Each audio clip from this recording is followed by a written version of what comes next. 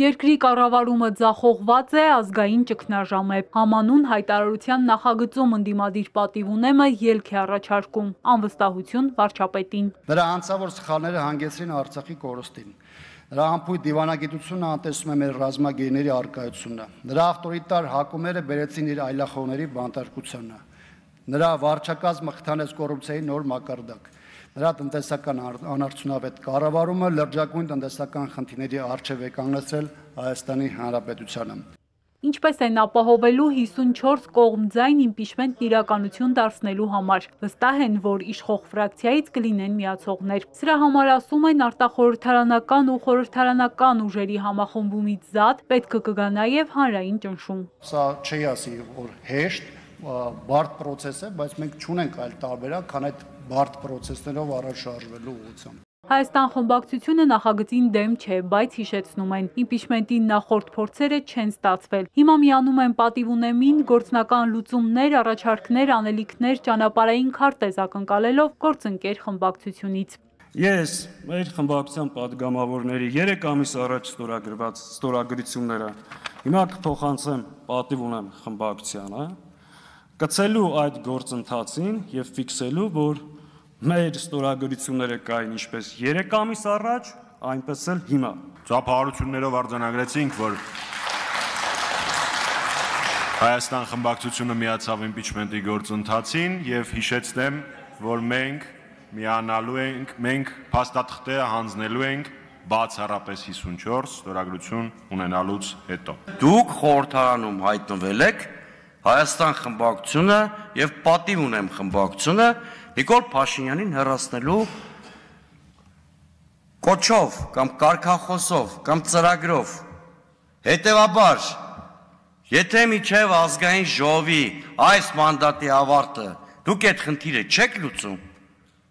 շատ դժվար է լինում հաջորդ ընտրություններում հասարակությանը ձեր ներկայանալը։ Քաղաքպայմանագիրը լքած այժմ ընդդիմադիր պատգամավոր Հովիկ Աղազարյանն առաջարկում է նստել, քննարկել, համաձայնության գալ թեկնածուի շուրջ։ Ինքն ու Հակոբ Ասանյանն ամիսներ առաջ Էդմոն Մարուքյանին էին առաջադրել որպես անցումային կառավարության վարչապետի թեկնածու։ Դուք էլ մեր անհագստությունը հարգեք։ Դե ուրեմն ինչ պետք է անել։ Ինչքան մենք Նիկոլ Փաշինյանի պրոյեկտն ենք, ինչքան էլ Էդմոն Մարուքյանը 3 անգամ ավելի Նիկոլա, քան Նիկոլը, մենք ամենadebս առաջարկություն ունենք։ Նստենք, մի հատ խոսանք։ Շնից փախչել, գայլի բերանն ընկնել ժողովուրդը չի ուզում, ասում է ՀԱԿ փոխնախագահը։ Սա է պատճառը, ըստ Լևոն Զուրաբյանի, որ այս ընթացքում չի ստացվել հեռացնել Փաշինյանին։ Միջև ինքը իր առաջ չտենա մի լուրջ առաջնորդություն, համաժողովրդական շարժում, որոնց լիդերներին նա վստահում է, որոնք ունեն Հայաստանի վերափոխման լրջագույն ծրագիր եւ տեսլական, ժողովուրդը ոտքի չի կանգնելու Նիկոլ Փաշինյանի դեմ։ Ընդդիմությունը նույն թեզերն է կրկնում։ Խորհրդարանի խոսնակը վստահեցնում է մտահոգություններ չունեն։ Ինչ վերաբերվում է մեղադրանքին, թե կառավարությունը շեղվել է իր իսկ ծրագրից, Սիմոնյանն ասում է իրողություններ են փոխվել։ Վստահ է հանրությունն իրենց սատարում է։ Ես վստահ եմ, որ մեր ժողովուրդը